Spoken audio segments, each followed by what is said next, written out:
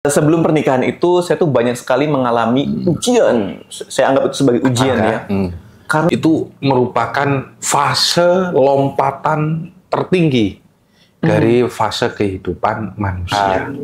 Oke lah, orang itu bisa untuk nikah dengan 600.000 di KUA. Tapi apa keluarganya terima? Nah itu. Nanti dianggap remeh. Nanti diremehin. Betul. Iya. Terus bagaimana cara kita? Ya kita nyari ridhonya sama-sama ridho gitu saja. Ya kalau misalnya harus pesta ya pesta.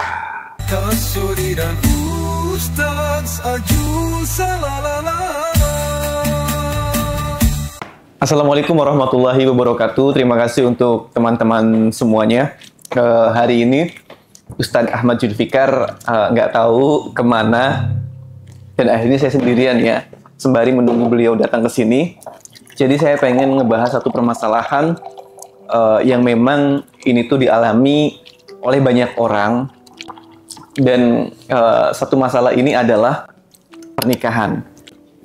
Pernikahan itu kan adalah hal yang sakral, hal yang suci. Semua orang tuh menginginkan, bahkan itu sangat disukai. Jadi itu adalah sunnah Rasul. Dan barang siapa yang memang mencintai Rasulnya, maka dia melaksanakan sunnah-sunnahnya. Dan salah satu sunnah itu adalah menikah. Tapi dalam perjalanannya, menikah itu seperti kita hendak menaiki perahu. Perahu yang sangat besar, yang ketika kita pengen naiknya saja itu sangat sulit. Sulit sekali.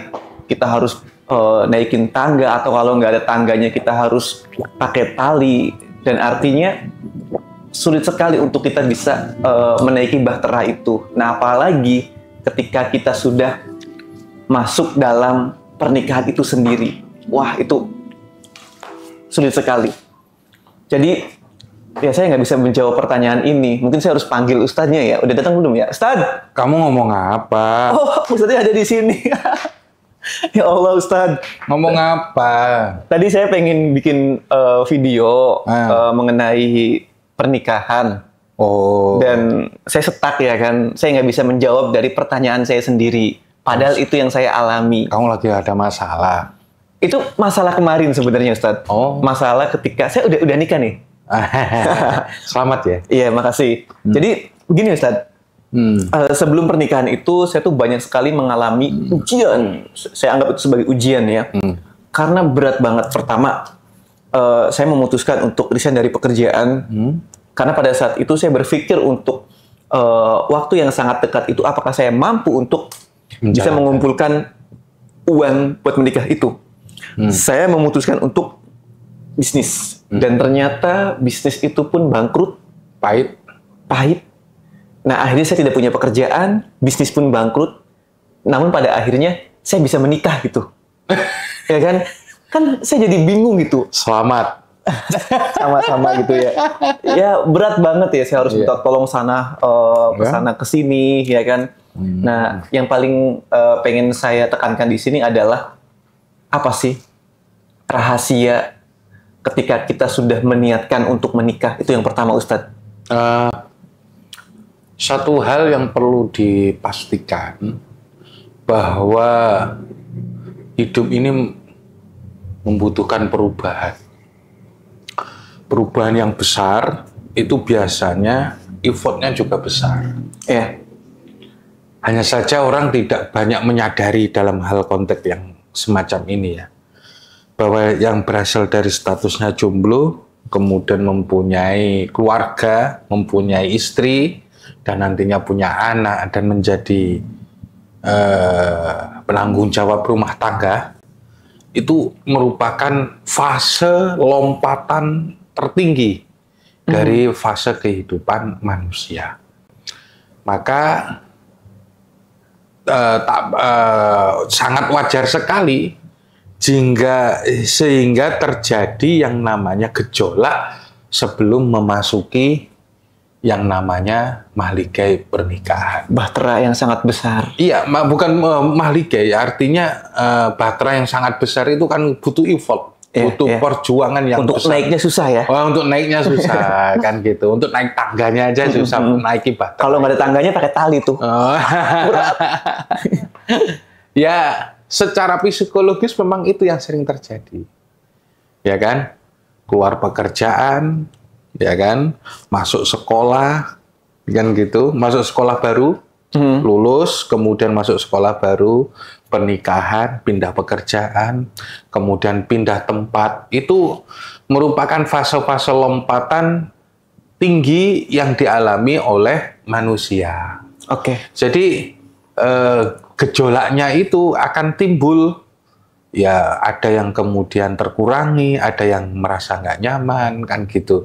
Ada yang kurang sreg pada diri kita karena kita harus menyesuaikan dengan hal yang baru terkait tentang kita masuk ke gerbang selanjutnya. Kaget ya berarti ya? Ya bukan kaget, penyesuaian.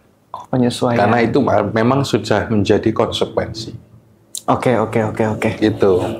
Gini Ustadz, yang saya bingungin itu kenapa sih sebelum saya menjalani proses mau menikah itu, saya tuh buka bisnis itu jualan dan itu aman-aman saja, stabil. Tapi ketika saya memutuskan untuk menikah dengan bisnis ini, itu malah tiba-tiba semuanya tuh amburadul, bahkan sampai bangkrut. Itu gimana kok bisa? Harusnya kan ketika kita pengen mencapai satu titik yang memang itu disukai sama Rasul kan, itu sunnah ya kan, seharusnya kan akan dipermudah, tapi itu malah berat banget. Malah sulit ya? Malah sulit, itu gimana Ustadz? Ya banyak faktor sih sebenarnya. Banyak faktor. Satu, pernikahan itu ibadah. Ibadah itu nggak ada yang mudah. Hatta sholat sekalipun. Itu nggak ada yang mudah. Melawan kemalasan gitu melawan kewalasan, melawan hawa nafsu kan gitu. Termasuk nikah yang harus ribet dengan berbagai adat ya, terutama terkait tentang biaya pernikahan. Oke lah, orang itu bisa untuk nikah dengan 600.000 di KUA. Tapi apa keluarganya terima? Nah itu. Nanti dianggap remeh. Nanti diremehin. Betul. Iya. Terus bagaimana cara kita? Ya kita nyari ridhonya sama-sama ridho gitu saja. Ya kalau misalnya harus pesta ya pesta kan gitu. Selama pesta, itu tidak. Ya tidak berlebihan. Walimah kan gitu ya, monggo saja kan gitu. Nah, yang perlu ditanggapi dalam kaitan ini ya, kenapa kemudian bangkrut kan gitu kan? Banyak faktor sih sebenarnya. Bukan kemudian katanya nikahlah kamu akan kaya kan gitu. Nah, itu bukan begitu saja. Tapi memang menikah sendiri itu butuh effort, butuh pengorbanan, ya kan? Butuh usaha. Kan kadang kayanya kan nggak harus sekarang. Kayanya nggak akan harus sekarang. Kayanya itu dilihat nanti setelah 2 tahun, 3 tahun, 4 tahun. Tanya aja pengantin baru, pasangan baru, mana ada yang langsung kaya? Pasti habis-habisan itu. Malah setelah nikah malah habis lagi semua, ya? sengsara lagi. Gusti, aku priben kie. Jadi begitu. Ya semua orang akan mengalami seperti itu. Tapi itu fase yang harus dilewati. Oke. Dan jangan kapok lah istilahnya. Jangan Anda kemudian terus putus asa kan gitu. Hadapi saja hidup ini. Kalau harus kembali kepada titik nadir 0, nggak masalah, nanti harus bangkit lagi. Anda boleh jatuh 6 kali, tapi Anda harus bangkit 7 kali. Oh, harus lebihin kebangkitannya. Paling kan satu kebangkitan saja Anda akan sukses. Meskipun jatuh berkali-kali. Oke. Dan gini Ustadz, tadi kan saya bilang ada rahasia-rahasia sebelum menikah ya, ketika kita mempersiapkan pernikahan. Jadi pada saat itu, di Hamin 10 hari, itu saya benar-benar kesusahan itu Ustadz. Saya benar-benar uang saya habis, bahkan saya putus asa, bahkan saya kayak mikir, jadi apa enggak kan gitu. Bukan pertanyaan jadi atau enggak, saya malah pertanyaannya, kayaknya enggak jadi. Udah kayak gitu Ustadz. Dan akhirnya pada saat itu saya tuh seperti tersembunyi dari dunia, tersembunyi dari hiruk pikuk manusia, karena saya tuh merasa bahwa saya ini orang yang gagal gitu ya. Saya udah berkomitmen dengan satu perempuan, satu pujaan hati yang saya sangat cintai gitu ya.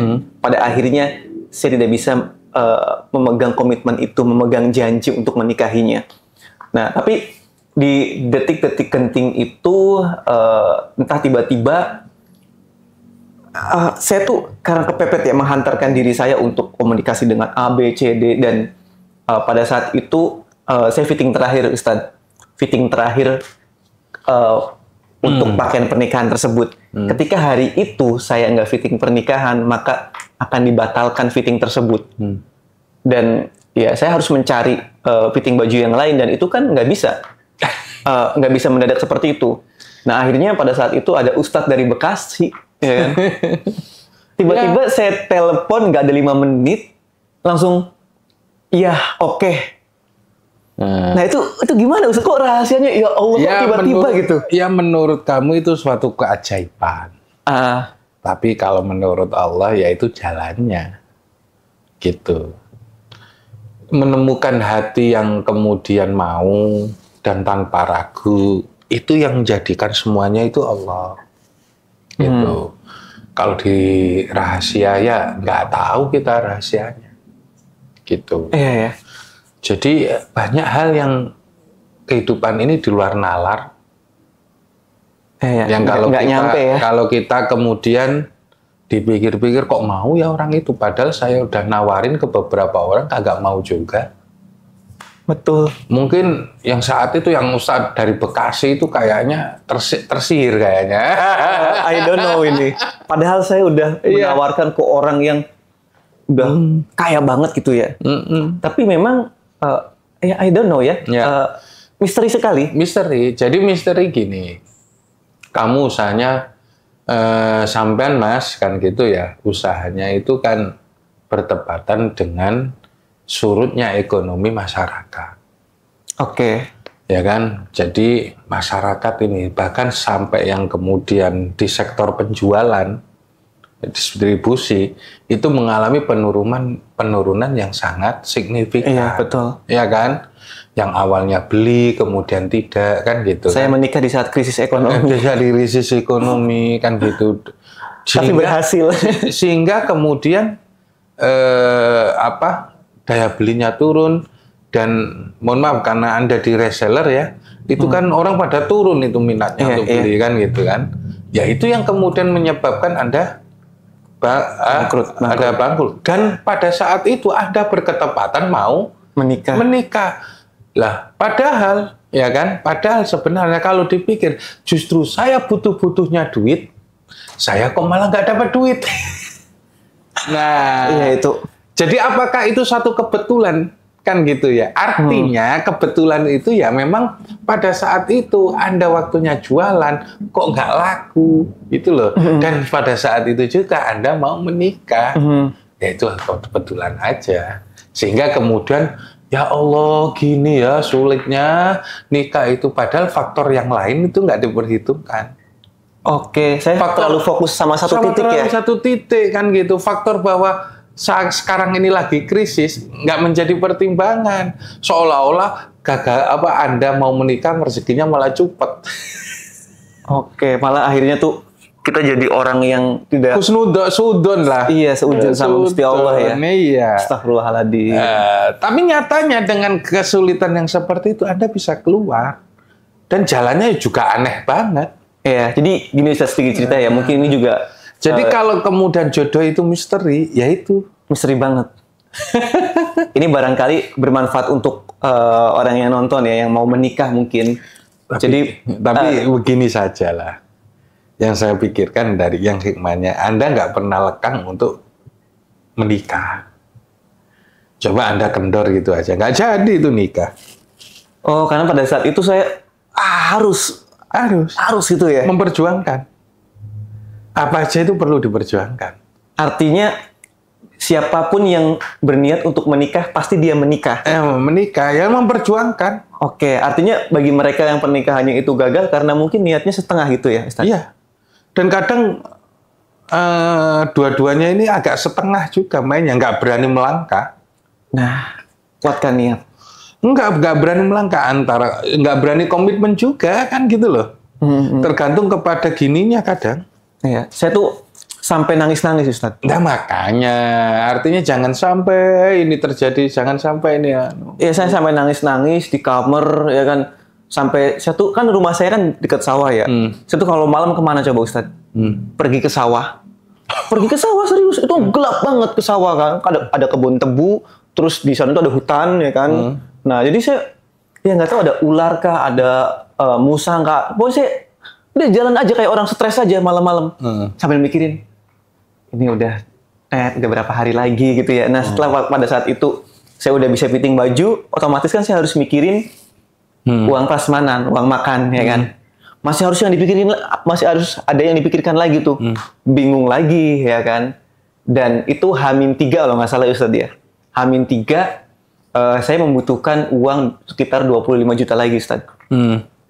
Dan tiba-tiba itu ada orang yang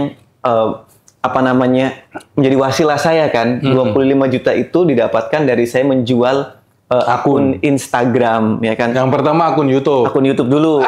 Itu dibantu sama Ustadz Bekasi itu ya kan. Dan yang kedua akun Instagram itu dari orang Palembang Ustadz. Dan ini juga misteri banget. Jadi yang pertama itu tanpa ada penolakan. Yang kedua Ustadz itu tiba-tiba dalam satu malam. Jadi sebelum itu Ustadz, saya kan ini kayaknya saya jalur bumi udah nggak bisa nih. Saya harus jalur langit. Apa coba Ustadz? Saya harus dari jam 10 saya tuh nggak tidur sampai mau subuh. Nggak tidur, wiridan. Jadi saya wiridan, terus pagi saya harus puasa ya kan. Puasa jangan makan-makan yang bernyawa gitu. Jangan yang ada bumbu-bumbunya. Putih lah kalau istilahnya gitu ya. Nah sampai akhirnya di malam yang ketiga itu, malam-malam nih Ustadz, itu malam-malam itu wirid saya yang terakhir. Jadi kan saya 3 hari harus wirid ini. Pas hari terakhir itu, tiba-tiba itu ada 10 orang ngechat saya Ustadz. 10 orang itu ngechat saya dan dia nawar akun saya Ustadz.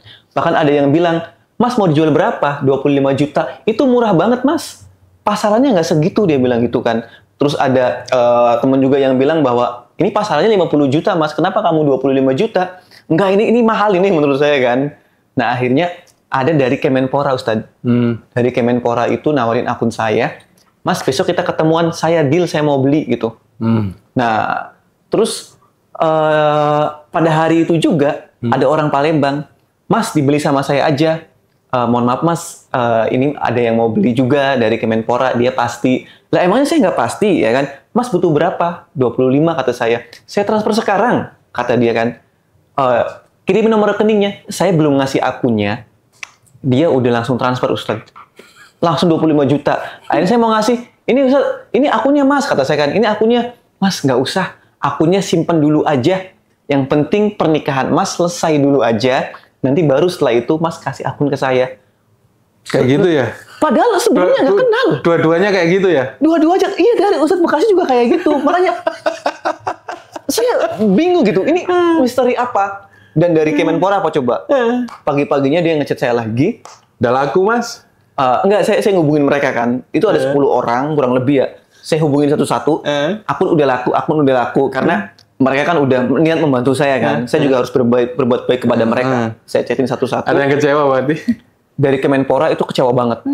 Lah, kenapa nggak bisa gitu? Kenapa harus kayak gitu? Nggak bisa, Mas. Mas mau butuh berapa, ya kan? Butuh 30 juta, saya transfer sekarang, Mas. Kalau misalkan memang Mas butuhnya sekarang, saya transfer nih sekarang 30 gitu. Enggak, Mas. Saya udah dapat 25 dan kebutuhan pada saat itu udah untuk cukup. Pernikahan itu jadi, walaupun setelah itu kan saya juga harus membayar utang-utang yang belum selesai kan. Tapi saya lebih memilih untuk jangan, karena kan nggak jelas semua. Udah kejual satu kan. Iya. Nah, Kemenpora itu kan jelas banget kan. Itu ngezoom dulu segala macem. Akhirnya saya tolak. Setelah saya tolak, apa coba? Dia nawarin lebih tinggi lagi. Maunya berapa, Mas? Saya tetap tolak itu. Enggak, Mas. Saya takut serakah ya kan. 25 juta ini untuk pernikahan saya lancar. Udah cukup. Iya, dan itu akhirnya apa coba? Iya, nggak tahu itu gimana penjelasannya, Ustaz. Kok ya Allah, ini saya juga kalau cerita ini pengen nangis, Ustaz. Ya, itu keajaiban perubahan hidup. Keajaiban perubahan hidup. Dan biasanya orang-orang kayak gitu ya sukses. karena sakitnya itu banget. Oh, karena kesakitan itu ya? Sakitan banget. Jadi nggak ada orang yang kemudian sukses, kemudian langsung enak-enakan, itu nggak ada.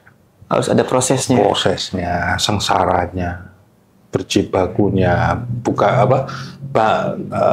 bangkit dan bangunnya, kan gitu. Ya, itu proses untuk perubahan hidup, gitu. Sama dengan saya dulu itu berangkat ke Mesir. Jual motor bapak ibu saya. Jual motor untuk berangkatin? Beli pesawat. Beli tiket pesawat ya. Jadi bapak ibu saya itu andai kata nggak didorong oleh mbah saya untuk pergi menyekolahkan saya ke Kairo, ya itu nggak akan jadi itu. Akhirnya ya diceritain sama mbah saya. Di sini loh kamu itu, kan gitu. Dulu para ulama itu kalau nyekolahin anak itu paling berani berkorban. Gitu. Paling berani berkorban. Maksudnya menjual tanah, jual apa. Yang penting anaknya mau sekolah, mau nuntut ilmu, mau mondok, kan gitu. Bahkan budaya-budaya yang kayak gitu itu sudah ada sejak zamannya pendahulu. Kalau dulu daerah Sarang itu kan daerah Pantura yang kerjaannya nelayan itu kan bos-bos ikan, bos-bos nelayan itu kan banyak situ. Kalau ngelihat anaknya pingin sekolah, pingin mondok itu, dijualin kapal. Oh, effortnya kayak gitu. Termasuk Anda ini untuk membeli suatu cita-cita yang mulia, menuju pernikahan yang sebuah sangat sakral ya, sangat diniatin ibadah, berarti ya Anda harus berjuang. Akun YouTube yang Anda bangun, kemudian akun Facebook yang Anda uri-uri lah biasanya, Anda bangga-banggakan, ya kan gitu. Udah sekian ratus ribu pengikut, kan 1 gitu. juta nih, ya kan? Nah, kan gitu. Nah, yang kayak gitu itu ya perjalanan Anda untuk mencapai hal yang lebih besar, kan gitu. Hakikatnya dunia ini nggak ada apa-apanya. Akun YouTube itu nggak ada apa-apanya kok. Kalau Anda nggak nikah. Betul. akun Facebook pun nggak ada apa-apanya kalau Anda nggak nikah. Serasa hambar aja ya. Hambar aja. Berkorban nggak masalah. Nggak masalah. Betul. Sepeda motor ojek 5 itu nggak masalah. Habis nggak masalah. Saya pulang saat di sana di Mesir itu kondisinya lagi nyaman, nggak masalah kan? Karena saya harus hidup di Indonesia meskipun Indonesia nggak jelas. Oke, terus menurut cerita juga Ustadz di sana malah itu ya kerja jadi sebagai apa?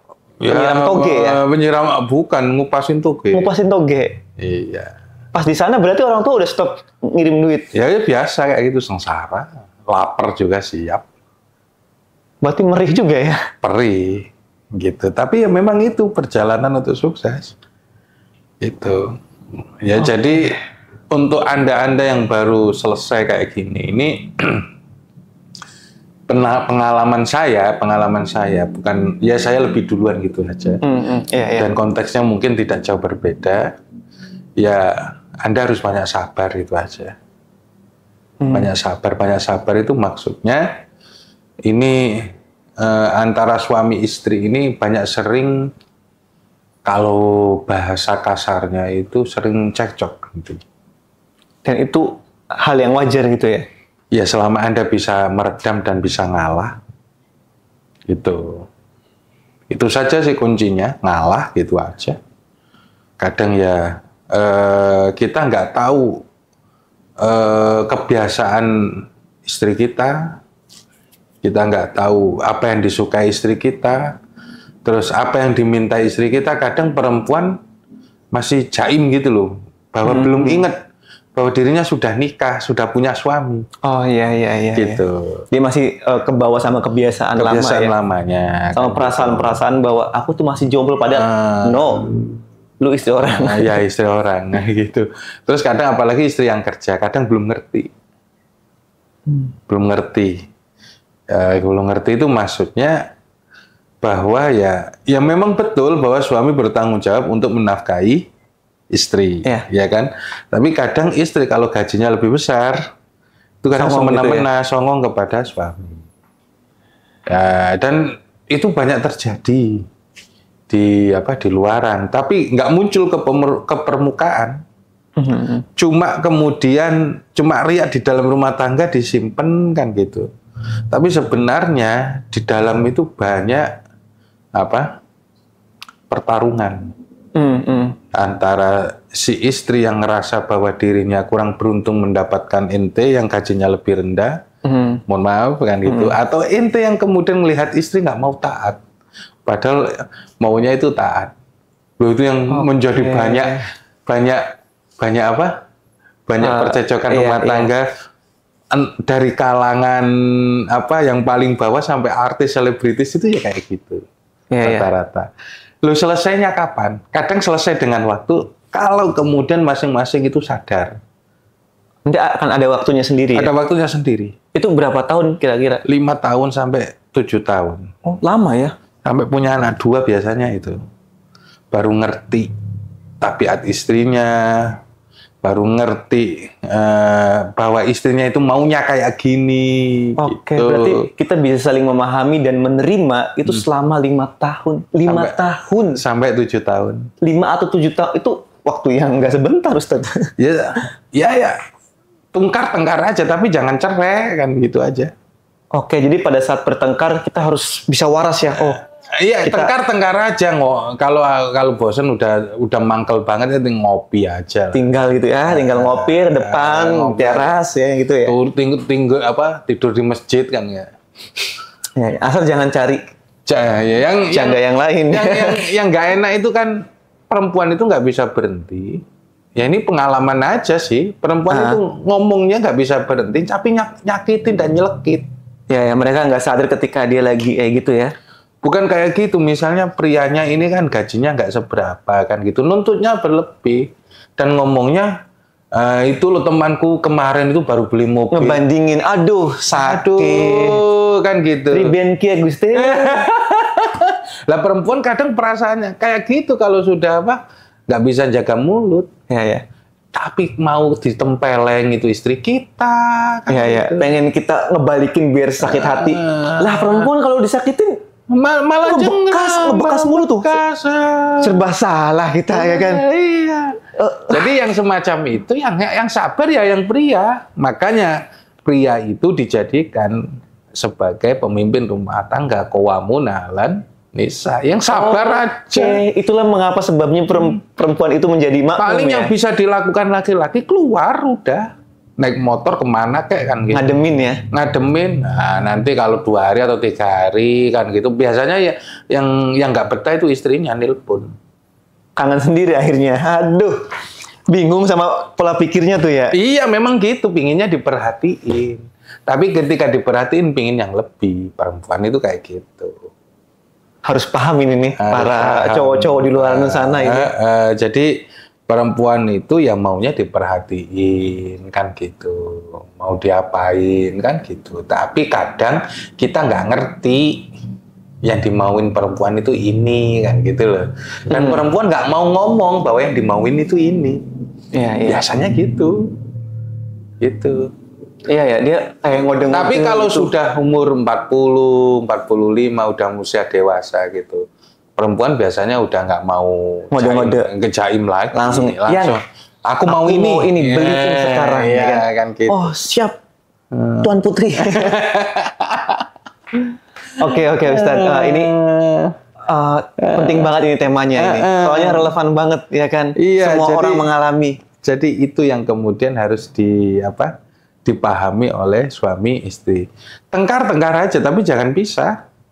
Tengkar aja. Adu mulut aja kan gitu, tapi jangan pisah. Gitu. Oke, karena ya kalau itu Anda perlu pergi beberapa hari ya pergi aja. Tapi biarin istri di rumah. Biar gitu. Merasakan betapa nikmatnya rindu. Iya, kadang seperti itu.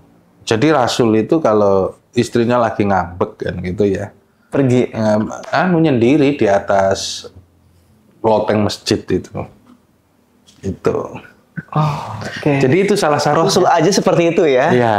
Apalagi kita manusia iya, biasa. karena perempuan itu kalau sudah marah nggak bisa nggak bisa dilerai. Yes, biarin mikir sendiri gitu aja. Ya udah biarin. Jangan dijelasin, jangan kasih penjelasan. Anda pasti akan salah. Kalau dikasih penjelasan malah didebat. Mas harus kayak gitu sih mas. Aduh, pusing Anda. Anda tidak ingin cepet tua ya kan? Tapi saya kasih tahu rahasia. Oh ya apa tuh? Ada itu supir. Itu berhasil memperistri 4 PSK. Oh, Gitu. gimana itu?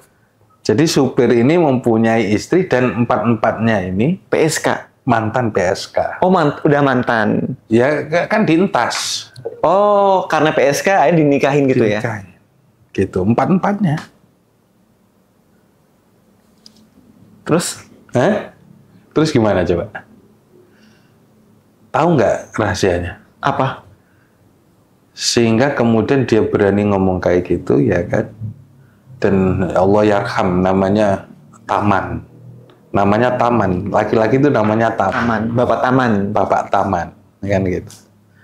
Dia itu ya supir biasa, kan gitu. Tapi penghasilannya ya dibilang cukup lah. Sehari kalau lagi habis nyetir, nyupir truk gede itu ya. Ya saya paham gajinya gede juga. Gajinya itu gede sampai 1,5 juta Iya. Itu kan ya kayak orang bandar gitu. Istri 1, 2, 3, 4. Kadang dia pulang cuma bawa 200.000 buat beli rokok sama Tapi kan servis istrinya 4-4-nya Terjamin ya. jamin, kan gitu. Rahasianya apa itu? Tahu nggak kalau lagi istri lagi ngambul gak jelas kayak gitu? Apa? Diem. Oh, itu semacam tirakat juga ya? Ya diem aja, udah ngomong dia lek-lekin entek birut ya kan. Kaki dibuat kepala buat kaki, ngomongnya sama istrinya. Itu rahasia ya? Diem. Diem bagi seorang suami ketika istri ngambek itu rahasia teman. Bukan Rasulullah, bukan. Iya, maksudnya untuk kita gitu ya. Kita itu bukan, itu orang biasa, orang supir punya istri bejat, mantan bejat kan kayak gitu. 4 orang PSK kurang apa? Kalau ngomong mereka gitu kan. Ayo coba. Oke. Ini. Tapi ya diem aja. Ini harus dipraktekin kita bersama ini. Iya, ya diem aja udah nggak Iya. Iya. Kan. Siap betina. Betina. Langsung emang gue binatang kan? Antem piring.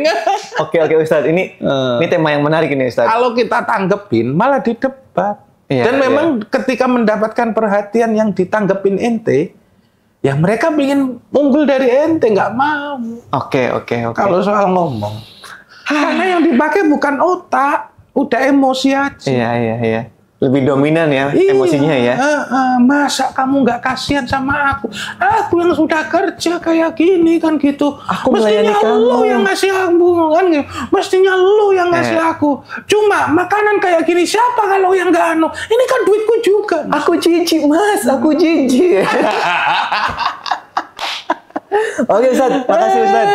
Ini jadi hal yang semacam itu ya biarin aja. Kan gitu. Asalkan jaga keamanannya, tinggalin di rumah kan. Iya. Nah, itu penting kan gitu. Jadi kita itu biar apa kemudian mikir sendirilah kan gitu. Ya sejedek-jedeknya perempuan itu kan kalau ditinggalin itu kan mikir sendiri dia. Iya. Ketika udah adem dia baru bisa mikir ya. Mikir sendiri, nanti nyesel kan gitu. Oke.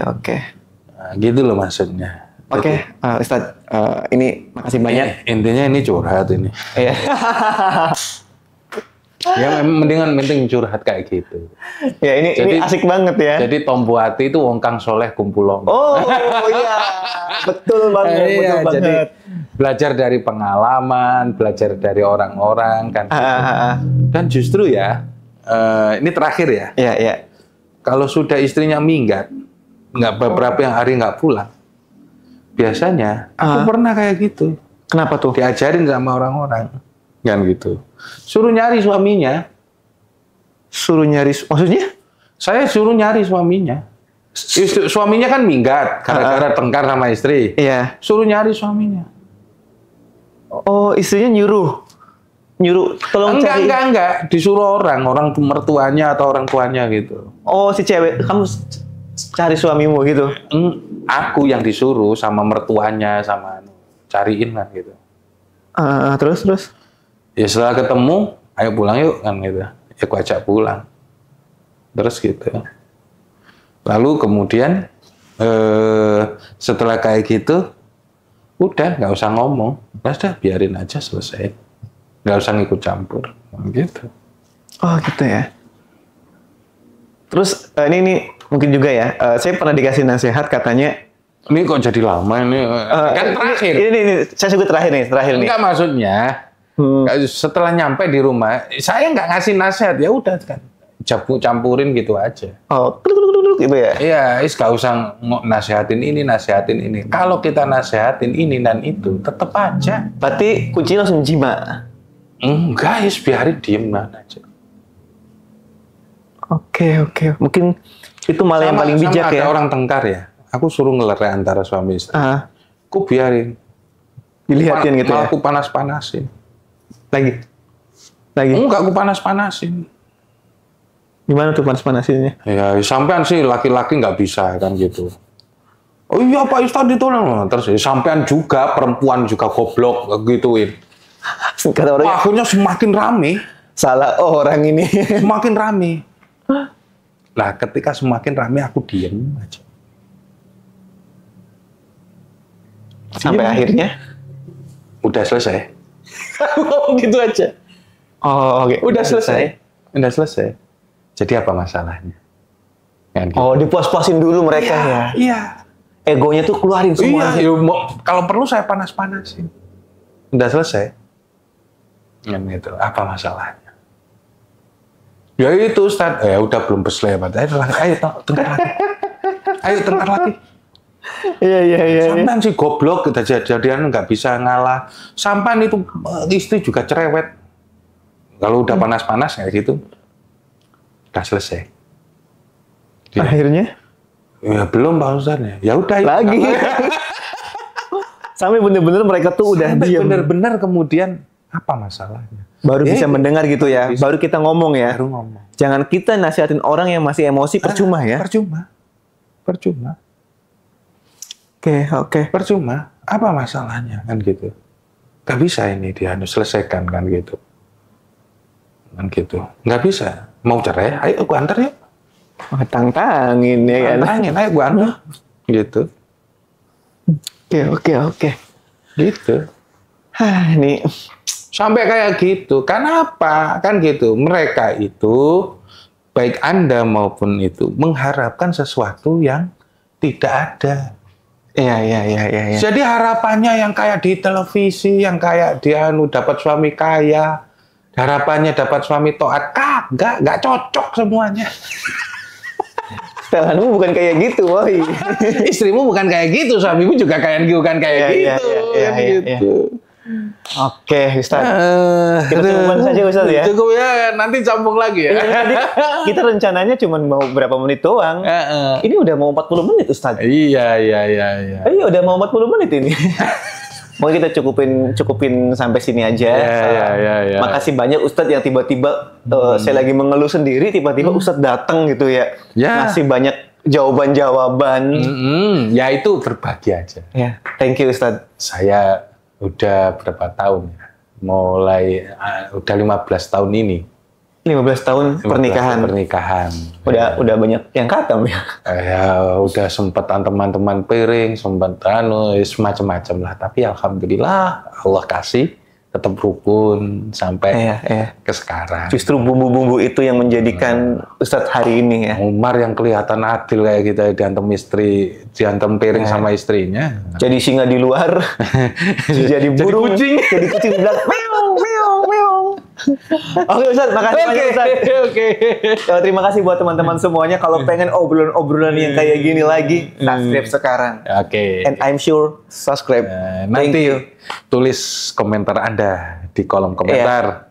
Kasih masalah tentang keluarga, pacar, hubungan, dan relasi. Insya Allah kita bahas tuntas. Masalahmu adalah kontenku. Makasih semua. Ya, terima kasih semuanya. Assalamualaikum warahmatullahi wabarakatuh.